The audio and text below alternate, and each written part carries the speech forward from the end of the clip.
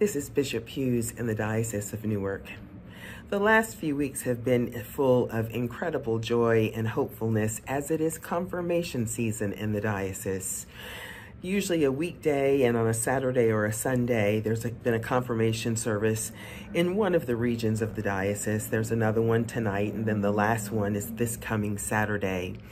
And every time I go to those services, I have been so moved, inspired, and overjoyed listening to the enthusiasm and excitement of those who are about to profess their faith.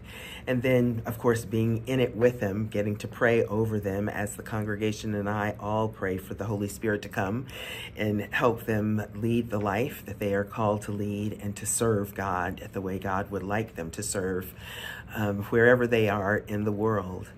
It's a very humbling, it's a very moving, and it is a very touching experience to be with them at this really tender time of their spiritual life. In my last blog post, I talked with you about this notion of growing the faith. Rather than spending all of our time focused on how to grow the church, how to have more numbers of people, to really truly look at growing the faith.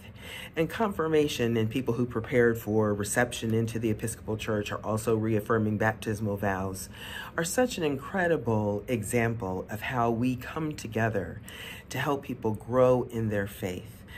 To learn more about who they are as people of faith, learn more about what God is asking them to do or be, and helping them develop practices for living into that faith. And at every service, one of the things I do is talk to the people, the parents, friends, family, sponsors of those who come to profess their faith, and I ask for their help. I ask them to surround these people, to be in conversation with them after the fact, that the act of confirmation or reception or reaffirmation doesn't end with that service. It actually begins fresh as they leave, that they're a minister in a new kind of way. And when I say minister, I mean a person who is serving God's people wherever God's people are to be found, which is everywhere, because God created all people.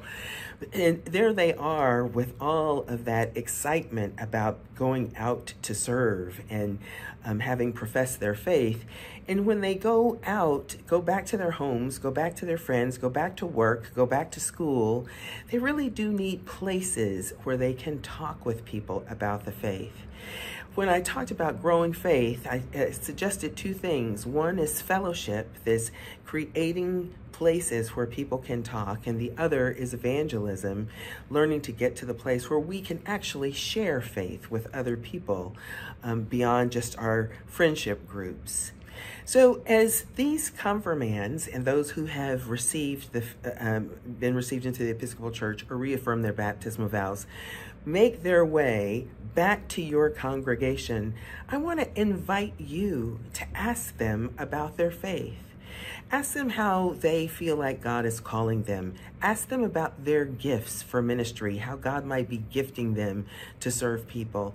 Ask them how they feel like they have been sent by God into something just in the last few weeks, just since they participated in professing their faith. When you do that with these folks, you are creating that fellowship with them. You're creating that sense of friendship and safety and closeness and understanding that encourages them to continue to grow in the faith and to talk about the faith and claim the faith. This piece of supporting people in the faith, of growing our faith and growing other people's faith. This is a fundamental act of Christianity, of living into relationship with God and living into relationship with other people. They are coming home to you, all of these wonderful people who have professed their faith. Please be there for them. Be in fellowship with them, be their support team, be their nurturers. Help them to continue to grow in faith.